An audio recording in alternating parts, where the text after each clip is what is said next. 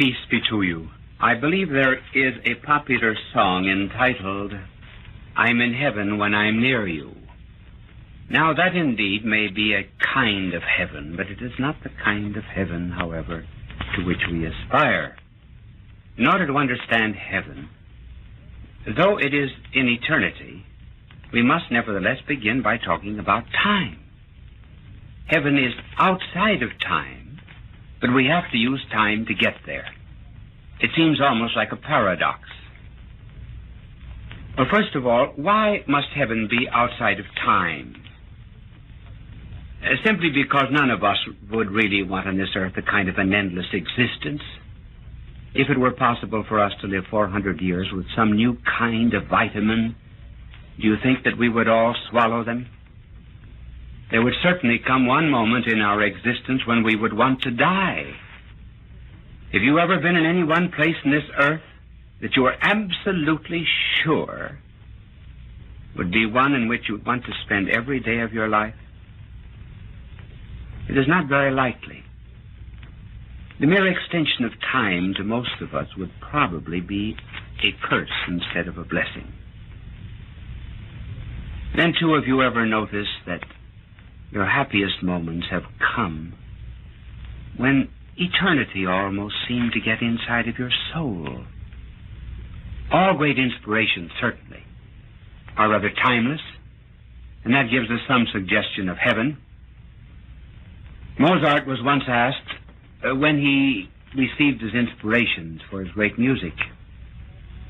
He said he saw them all at once. There was a great heat, a great warmth, a great light. And then there came the succession of moments, or rather the succession of notes. So it is in writing a speech. When I prepare a talk, or a telecast, or begin writing a book, there comes a moment when the end is seen at the beginning. One cannot write fast enough. Eternity is in the mind, and time is at the end of the pen. Words do not come out fast enough. Lacordaire, the great French preacher, was once asked if he had completed his famous sermons to be given in the Cathedral of Notre Dame. And the answer, yes, I have finished them. All that I have to do now is to write them.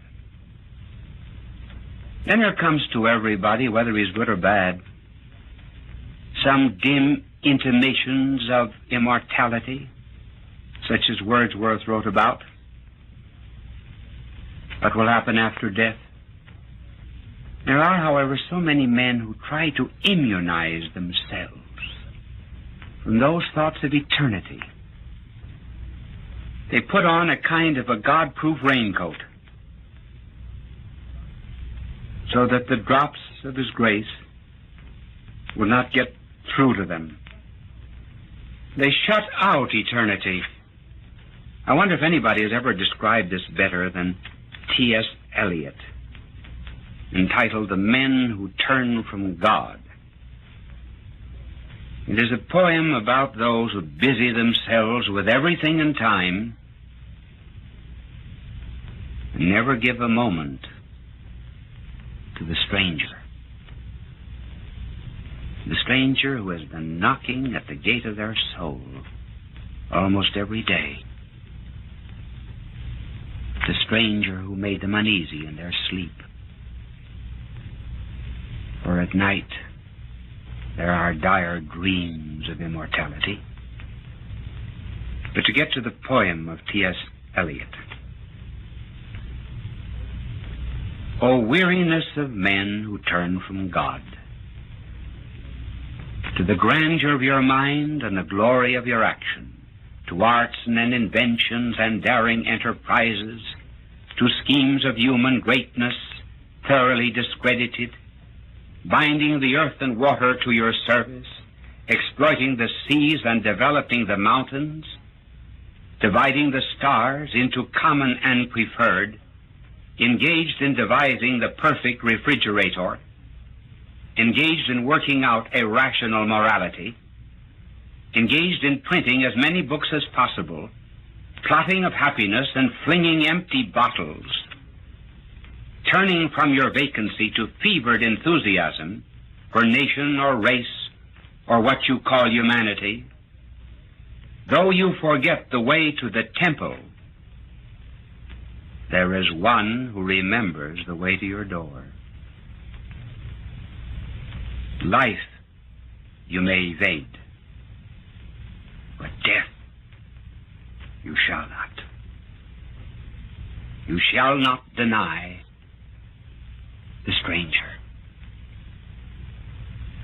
The stranger is the one who brings eternity into your soul.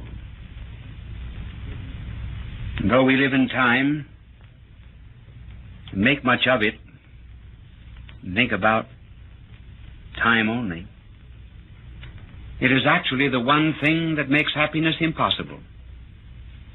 Simply because you live in time, you cannot combine your pleasures and your joys and your happinesses. You cannot make a club sandwich of pleasures. Now, the mere fact that you are in time, you cannot march with Napoleon and march with Caesar. You cannot sit down to tea with Horace and Dante and Alexander Pope. Because you are in time, you cannot enjoy winter sports and the seashore simultaneously. Time demands that you take all of your pleasures successively. And time not only gives them to you, time also takes them away. And thus, if you examine your own psychological intuitions and experiences, you will discover that your happiest moments are those when you were never conscious of time at all. When you were in school or perhaps in your office, you look at the clock. You were not enjoying the school, you were not enjoying your work. Maybe you are attending a concert or enjoying a conversation with friends. Possibly you may be reading, and you say, time passed like anything. The less conscious you are of the passing of time, the more you enjoy yourself. There is a hint of what heaven must be. It must be outside of time, where you can possess all joys at one and the same full moment. Well, that's the condition of happiness. But though it is outside of time, you have to use time in order to get to heaven. Now, we too often think of heaven as being way out there. We draw all kinds of pictures about heaven. Most of them are quite unreal. And because we think of heaven, and even hell, as something that happens to us at the end of time, we keep on postponing it. As a matter of fact, heaven is not way out there. Heaven is in here. Hell is not way down there. Hell could be inside of a soul. There's no such thing as dying and then going to heaven, or dying and going to hell. You're in heaven already. You're in hell already. I've met people who were in hell. I'm sure you have. I remember once attending a man in a hospital. When I asked him to make his peace with God, he said, I suppose you're going to tell me I'm going to hell. No, I said, I'm not. Well, he said, I want to go to hell. I said, I have never met in my life a man who wanted to go to hell, so I think I will just sit here and watch you go. I did not intend, of course, to let the time pass without doing something, but I was absolutely sure that if he had a few minutes to himself, he might change his point of view. And so I sat alone with him for 20 minutes. I could see him going through a kind of a soul struggle. And then he said to me, "You really believe there's a hell?" And I said, "Do you feel unhappy on the inside? Are you fearful? Is there dread? Anxiety?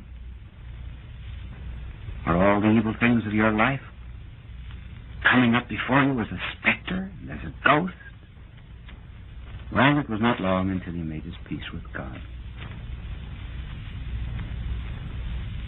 And so I've seen people with heaven in them.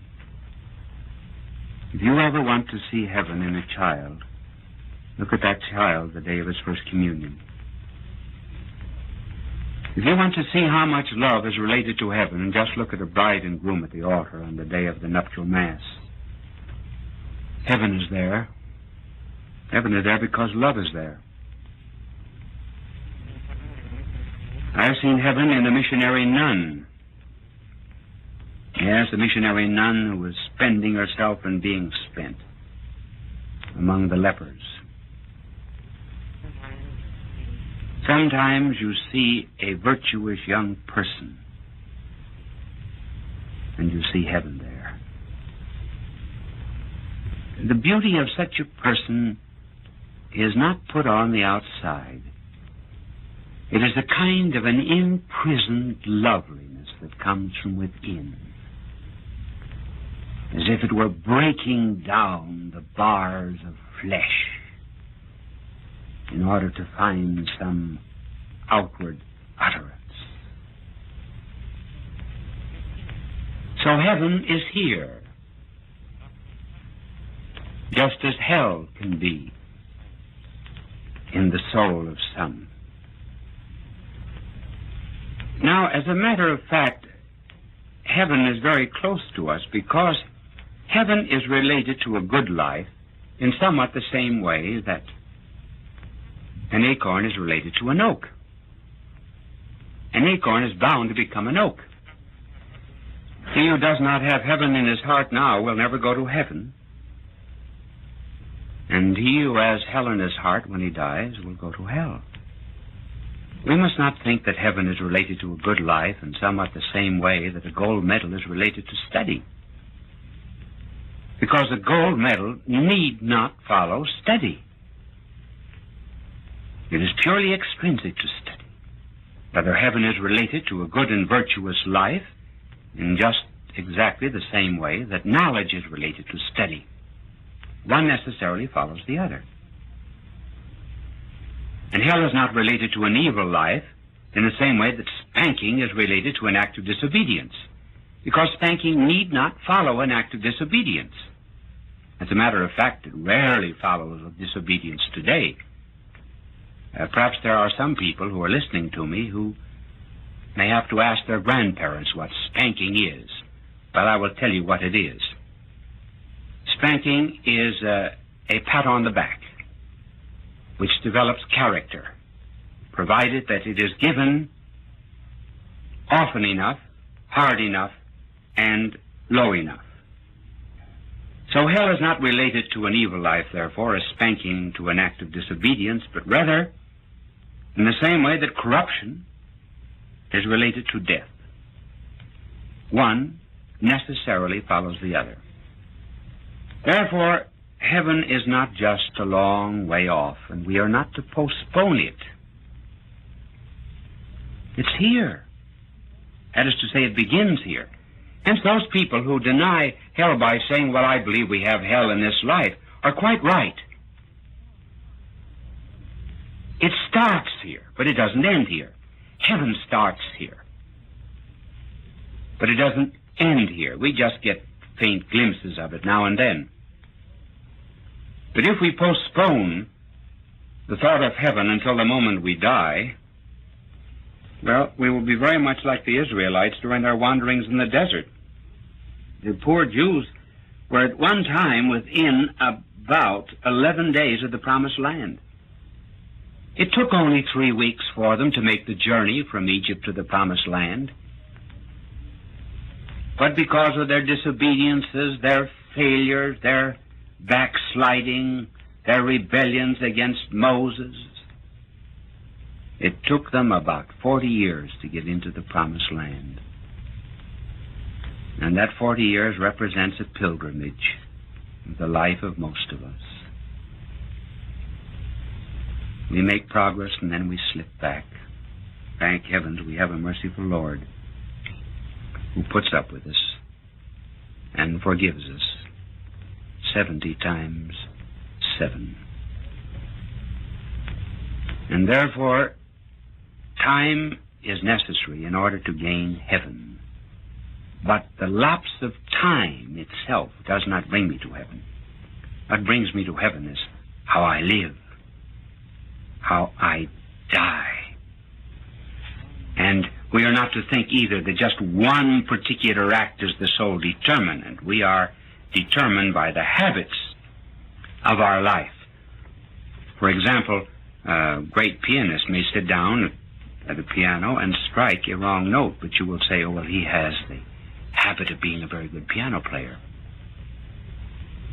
If I sat down to a piano to play, I might hit a right note, but you would say, he can't play. I remember once hearing a comedian sit down at a piano and talk to a famous artist, and he said to him, striking one note, if you know so much about music, tell me from what opera is that note. Well, that's the way my playing would be. I would not have the habitus. I would not have the virtue. I would not have the goodness of artistry in my soul. Now we come to what our Lord said about heaven. Oh, he said many things about it. But there is one moment in his life that I think is very precious. It was the night of the Last Supper. Here our blessed Lord gathered about him all of his apostles, poor, weak, frail men. He washed their feet, and he was facing death, the agony in the garden, and that terrible betraying kiss of Judas, and even the denial of Peter himself. One would think that all of his thoughts would be on himself. Certainly when we have trials, that's what we think about. And our blessed Lord, he thought about them. He saw the sadness in their faces, and he said, be not troubled. Do not be sad. I go to prepare a place for you. In my Father's house, there are many mansions.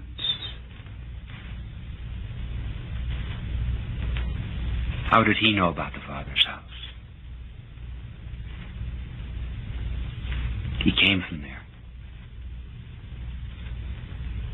That was his home. He was the kind of prodigal son that left the riches and happiness of the Father's house to come to this earth and to waste the substance of his life riotously on our salvation. Now, preparing to go back home, he tells them about the Father's house, and he said, I go to prepare a place for you. God never does anything for us without exceeding preparation. He made a garden for Adam, as only God knows how to make a garden beautiful. And then when the Jews came into the Promised Land, he prepared the land for them. He said he would give them houses full of good things, houses which they never built. He said that he would give them vineyards and oil, which they never planted. So he goes to prepare a place for us. Prepare a place. Why? Simply because, well, we actually were not made for heaven. We were made for earth. And man, by sin, spoiled the earth. And God came down from heaven in order to help us remake this earth the best we could while we are in it. But then after having redeemed us, he said that he would now give us heaven. So we got all this earth and heaven too. Oh, do not say that we work to go to heaven because we're mercenary. Man loves a woman, asks for her hand. Is it because he's mercenary? I love poetry. There's no money in it. I love tennis. I play tennis twice a week. Do I do it because it's mercenary? I do it simply because I love it. Now, something that we must remember, too, about heaven is that heaven is social. It's a fellowship. In some places, heaven is called a country to indicate its vastness. It's called a city to suggest the number of its inhabitants. It is called a kingdom to suggest order and harmony. It's called a paradise in order to tell of its delights. And it's called the Father's house to indicate its eternity and its permanence of love and peace. Now, in order to be perfectly happy after the end of the world, we will have to have our body with us, because our body has done a great deal for the salvation of our soul. There we will meet in the fullness of the communion of saints, all of those who were our friends on earth, and husbands who have been grieved in time with the loss of a wife will find a wife. It's hard to lose friends after a time. Two hearts grow together, and death is not just the separation of two hearts, it's the tearing asunder of one heart. Cicero wrote a book in his latter days entitled An Essay on Old Age. It was a poignant story of his heart at the loss of his daughter, Tullia. He said that after his death, on his way to the Elysian fields, if he met someone who would ask him, do you want to go back to earth? He would say, no, I don't want to go back to earth, because I want to go ahead and converse with Plato and Socrates.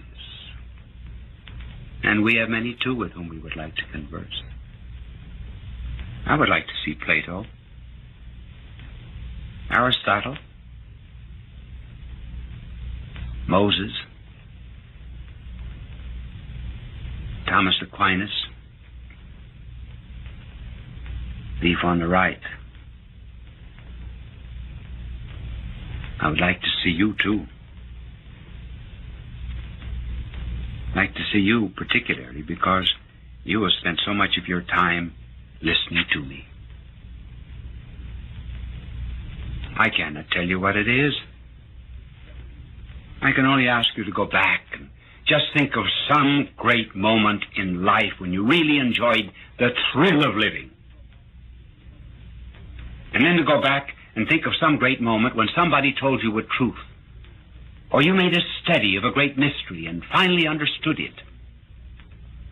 And then to go to another moment of your life when you had a great ecstasy of love, and you wanted it to go on and on and on. Now suppose you could take this moment of life, raise it up to a focal point where it became the Father. Take this truth, lift it to infinity until it became the moment of the ecstasy of truth, namely the Son, and take that moment of love and eternalize it so that it became the Holy Spirit. Well, that would be some dim suggestion of what heaven is. It's perfect life. It's perfect truth. It's perfect love. I'm not afraid of of going to hell. I'm only afraid of losing love, that's all. That's divine love, that's Christ. The reason I want to go to heaven is because I want to be with love. Oh, there will be surprises there, many of them. First of all, there will be many people there whom we never expected to see there. And then there will also be a number of people absent whom we thought would be there. And finally, there will be one great surprise, the greatest of all, that you and I are there. I will see you in heaven. God love you.